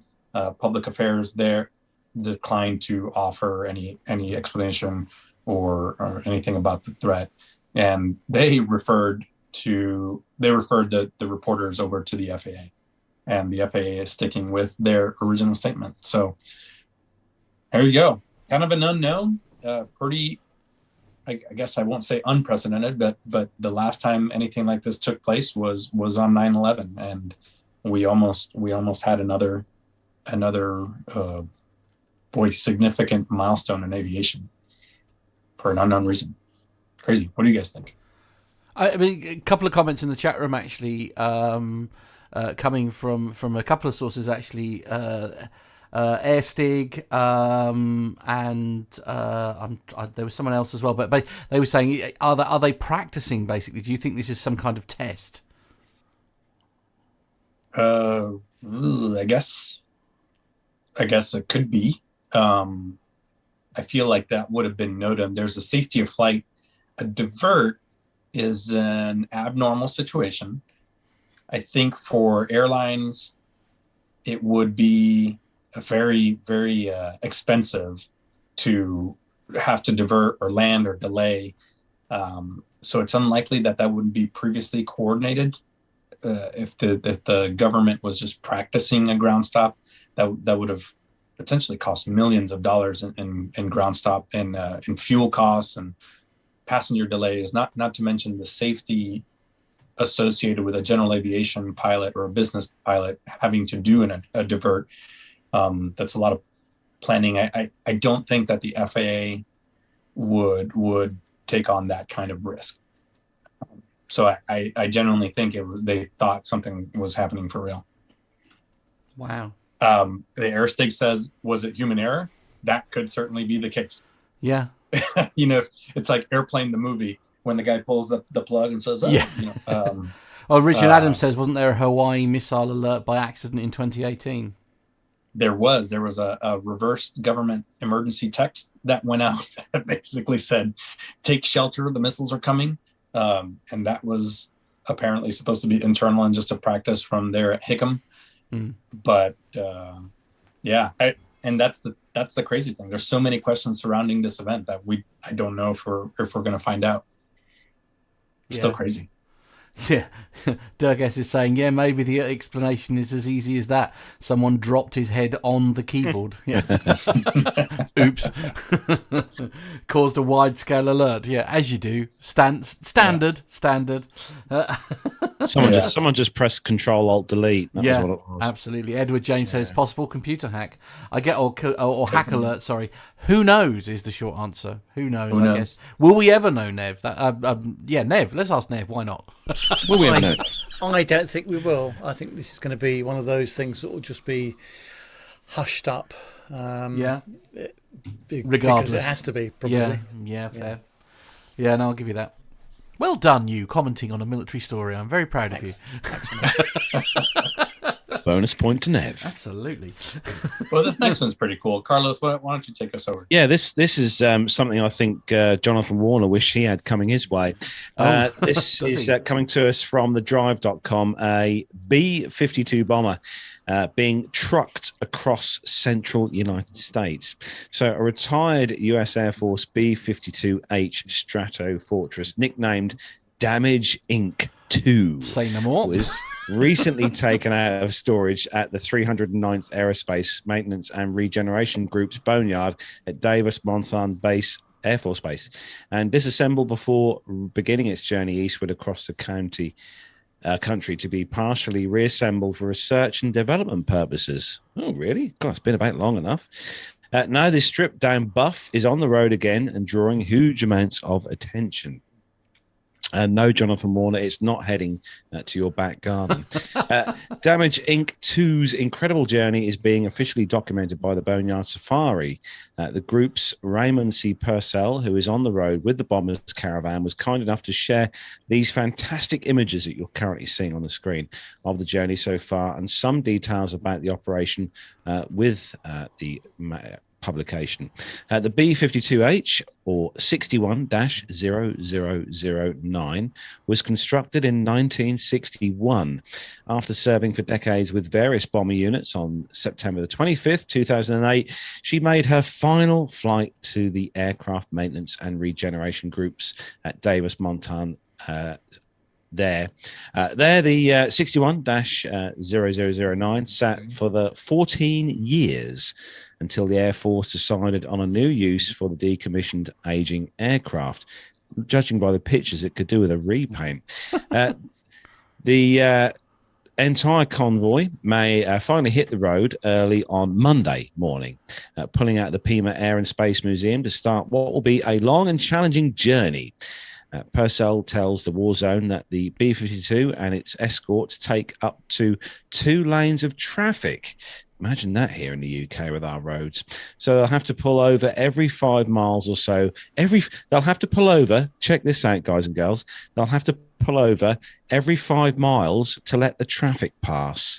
Now, can you imagine being behind that in 5 miles of traffic? So just going the 50 miles from Pima took over 6 hours. And even with the inconvenience, people didn't seem to be put too much by the operation. I mean, to be fair, us playing geeks probably wouldn't be. Well, no. According to Purcell, they just seemed excited, if not stunned, to see the iconic bomber on the road.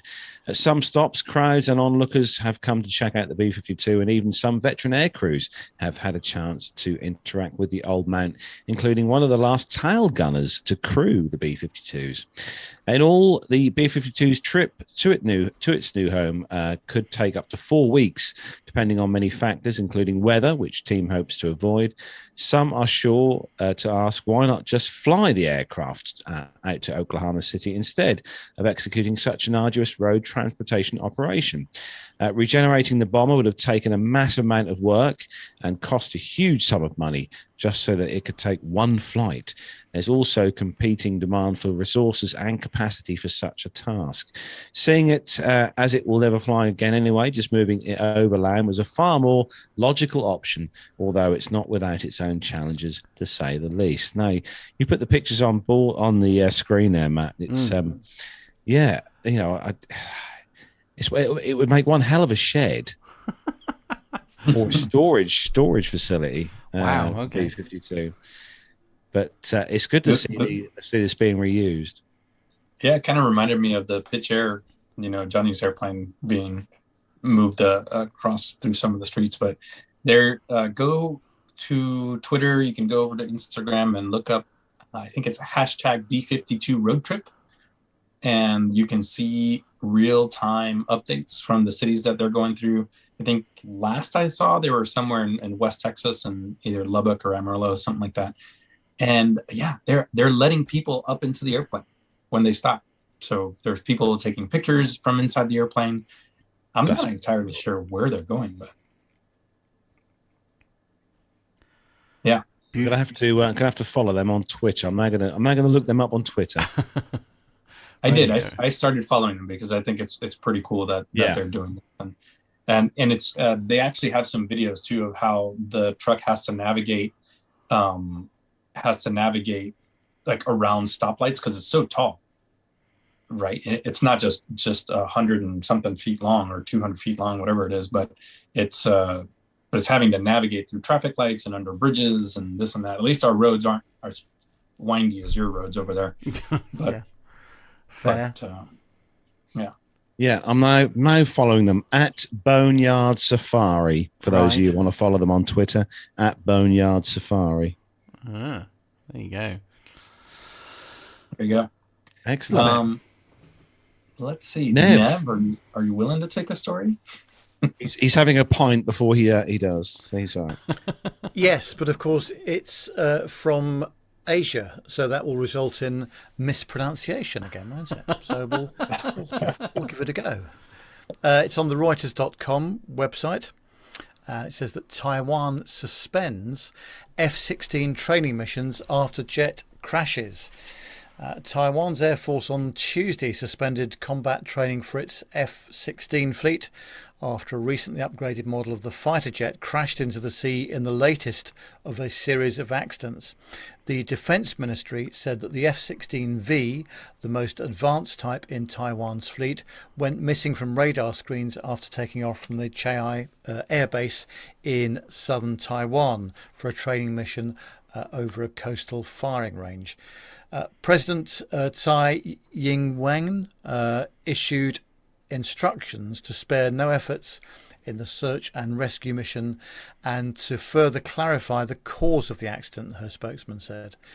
The government's rescue command centre said witnesses had seen the aircraft crash into the sea and helicopters were searching for the pilot.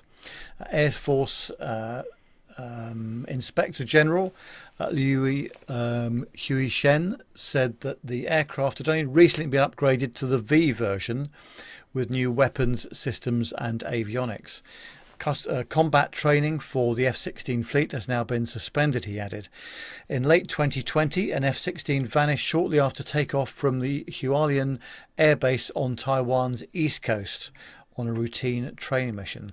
Last year, two F-5E fighters, which first entered service in Taiwan in the 1970s, crashed into the sea off the southeast coast after they apparently collided in mid-air during a training mission. Whilst Taiwan's Air Force is well trained, it has strained from repeatedly scrambling to see off Chinese military aircraft in the past 2 years, though these accidents have not been linked in any way to these intercept activities. China, which claims the democratic island as its own, has been routinely sending aircraft into Taiwan's air defence zone, mostly in an area around the Taiwan-controlled Pratas Islands, but sometimes also into the airspace between Taiwan and the Philippines. So yes, some interesting aircraft losses there. I wonder what the real story is. Yeah. And every week as I'm combing through for military stories, there are numerous stories about Chinese aircraft infringing Taiwanese airspace and the resulting intercepts. There's so many of them that I don't include them. That's it's not to marginalize the volatility of the region out there, but usually the stories, at least for the podcast, are just a very quick 6 aircraft incurred their airspace. They were reacted to, similar to the Baltic and the North Sea and the North Atlantic intercept things going on. But yeah, it'll be interesting to see if there is a operational tempo, as in like they're working too much, too hard, is leading to some of these mishaps. Either way, it's unfortunate that has to happen. But sticking with Air Forces, this last story was actually brought to us by John. This is from the northernecho.co.uk. An aircraft from the U.S. Air Force stopped at Teeside Airport to refuel. This was just a few nights ago. Teeside International Airport. Tees Valley Mayor Ben Hutchin posted on Facebook, "Fantastic that our airport was able to help out the United States Air Force with some fueling earlier tonight. this just goes to show how important our airport is. Hashtag special relationship. I love that hashtag. Teeside Airport Movement said that the U.S. Air Forces in Europe, Hercules and Ospreys, were in for fuel, also involving some KC-135s and Ospreys from Mildenhall, and the Hercules, which had been temporarily deployed to RAF Fairford out there in the, well, it's not quite the Midlands, is it? Is it the Midlands, Fairford? Fairford's in Gloucestershire, so it's Gloucester, yeah. sort A little bit south, right? Yeah. The website at Teeside Airport said that it started last night, ended on the 13th, which was last night. Newcastle had 2 Hercules and 2 Ospreys, and Spadatum air refueling areas off our coast and over the Isle of Man were still active late in the evening. Tonight, the aircraft are also using Alston as a landing zone. Aircraft call sign Asher 4-5 used the tanker before coming in to us, and the 135 has now left the area for Mildenhall, and that was at 7:30 2 nights ago, Wednesday night. So pretty cool pictures up there, and the reason we threw this in there, it's uncommon for us to go out. You know, I was stationed there at Mildenhall with this group flying the Hercules and the Ospreys. It's not something that we did often, to go to a civilian airport or to an airport outside of a U.S. military base. A couple of reasons for that. Usually fuel. Well, we don't have to pay for our own fuel if it's on the base, but it's good that we have to practice that, right? I mean, that special relationship does go back a long way, and it's important. I've always maintained that it's important for the U.S. Air Force over there to highlight to the people of the United Kingdom what it is that we do, our capabilities, and why it is that we're being hosted there, and an opportunity to go out and do. Fairford tended to be one of our bases that we did exercises at, because there's not a lot. It's kind of like a warm base, as in not a lot going on there, as well, except for Jonathan Warner sitting off the end of the runway all the time. Jonathan Warner, no one else. Yeah. You know, here's a fun fact: the Air Force military police, the security forces, actually really enjoy having the photographers there, because the photographers are such unique and close-knit community that they actually, in order to preserve their ability and their right to photograph these aircraft, they're often in contact with the Ministry of Defense police departments that are on the bases, as well as the Air Force security forces, to let them know if there's something out of the ordinary. If there's somebody there that doesn't look like they belong, those photographers are actually an integral part of our most external line of defense at these military bases. So there you go. There's a fun fact, and they know this. Just a quick question for you, Armando. When you're flying into these, when you're flying into a civilian airfield, are you treated the same way as any other commercial aircraft, airliner? How so? You mean from an air traffic control? From an air traffic, from an air traffic kind of standpoint, yeah. Yeah, generally. In the UK is a little bit unique in that you have military control that overlies the civilian control of the airspace. So there's London military, there's Scottish military controllers, but going into an airport like Teesside, you would just be on the standard civilian frequencies talking to them. So, and really there's no difference. The Ospreys are treated like a helicopter. The 130s and the 135s are treated like regular airplanes. Really what it's going to boil down to is the ground support. That's the only thing that's going to be a little bit unique for that airport's ground support staff, is where are you going to park them? As we saw, at Edinburgh Hospital over there in Cambridge, that went well. It was supposed to be just a regular old Wednesday afternoon training event. Let's go land at Edinburgh. And we ended up ripping up the whole helipad out there with the Osprey. But but that's good. It's good to, let's say something happens at Mildenhall and Lakenheath and we can't land back there. And we have to divert to a civilian airfield, whether that's, Cambridge, Teesside, Manchester, Birmingham.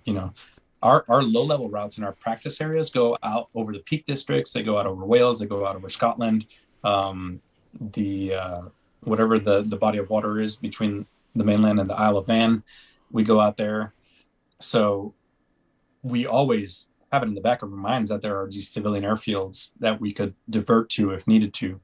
I think it was just last year or 2 years ago, we put one down in a farmer's field somewhere out there in the Lake District. And yeah, it was a precautionary. I think they got a chip light and they put it down. The wingman landed and it was not an issue. I think it flew out the next day, but yeah, it's good to practice. So I must admit, and this is the naivety here, and the words that are about to fall out of my mouth, I know I'm going to immediately regret when they do. But I must admit, I kind of didn't think that you would also have. I assumed military was all its own, had all its own special equipment, its special frequencies, and all that kind of thing. So I kind of assumed that you wouldn't have the ability to communicate with normal ATC, if you see what I mean. Yeah, we can. We have both VHF and UHF radios. Okay. Sorry. As I say, here, while I was in training here in Atlanta, the Air Force One, Air Force Two came in with its entourage of C-17s. A couple Marine Ospreys came in. The Marine One came in to Atlanta International Airport. So, and those are just really, I mean, I guess aside from Air Force One, they're pretty standard aircraft. So we have the capability to always interact with the civilian airspace. Fair enough. It's very interesting. Yeah. I tell you, it's interesting stuff. This, I tell you, isn't it, Nev? Yes, but I've got some meeting news. Go on, Nev. I was on a US Air Force base somewhere in the east coast of England 2 years ago, and they had their own petrol station there, or gas station, as the Americans would say. And that's fair enough. But you can buy your fuel. Obviously, you have to be on the base and an American person, I suppose, at the same price that you might pay for it in the US. Oh, my goodness. In US dollars. Oh, that's correct. How lovely would that be? I think we need to go and fill up at Melbourne, Matt. £1.55 a litre absolutely. or whatever it is. God, goodness me. Yeah. It is, per the status of forces agreement, that is rationed. We actually have a card that we have to show when we fill up our gas. In addition to alcohol and tobacco. Anything that we buy is actually, hard liquor is rationed because of the VAT exemptions and the agreements between Her Royal Majesty's Customs and the U.S. forces. So in order for us to get it at U.S. prices, because we're still getting paid in U.S. dollars, right? So take whatever the number is and take 30 to 40% off of that, and that's the sterling equivalent to what we're making over there. So these little rationed items make it feasible. But Americans, that's what's important: is put gas in your truck, make sure you got a fifth of Jack and some cigars. I was going to say barbecue. I thought I felt obliged to throw a barbecue in there, but everything else we're perfectly fine paying VAT on. Right, just don't tax my liquor. Don't yeah. Beer and fags don't. Yeah, absolutely no. Cigarettes, I should qualify. Yes, sorry. All right. Yes. Anyway, to anyone anyone outside of the UK, it sounds like I've just been really rude. I really haven't. I promise. Cigarettes. Alan White in the chat room asks, do U.S. crews undergo special training in Geordie English? Yes, we're all made to watch Geordie Shore. Oh dear. The day before you fly that, and then you do your best to understand them. Wow. Okay. I think one of the best phrases is like when, because one of my best friends is a Geordie, as you well know, Carlos. And as I say, I remember one of the first things he said to me when he first got here, and it was just it was all done in jest and stuff. And he said, "Hoya hama awa hehini." Exactly. Anyway, social media links. Quite, indeed. So Nev is going to give us our social media links in his best Geordie accent. Oh, is he? Luckily, I'm not going to do that. Okay. But if you're looking for us on social media, look us up on Facebook, Twitter or Instagram and search for Plain Talking UK. Our WhatsApp number is +44 757 2249 That's +44 757 2249 Our email address for the studio is podcast@planetalkinguk.com, and our website is all the W's planetalkinguk.com. Don't forget you can subscribe to our YouTube channel and you'll get notifications when we go live, and you can help shape the conversation of the show by joining us in the chat room, as many people have done tonight.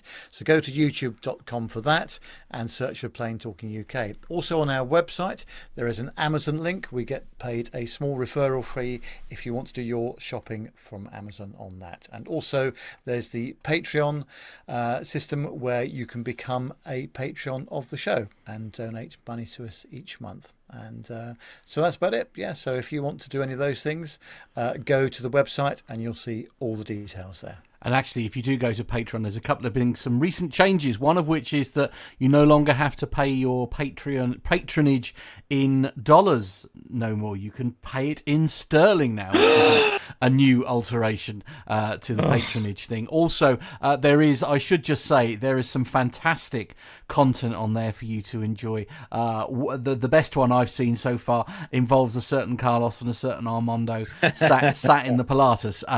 If you haven't had a chance to look at that, highly recommend taking a look. As I say, even if you only subscribe for one show, you only have to pay £1 and then you can have a look at that. As I say, brilliant footage. It really is. A great time was had by both of them, you lucky swines.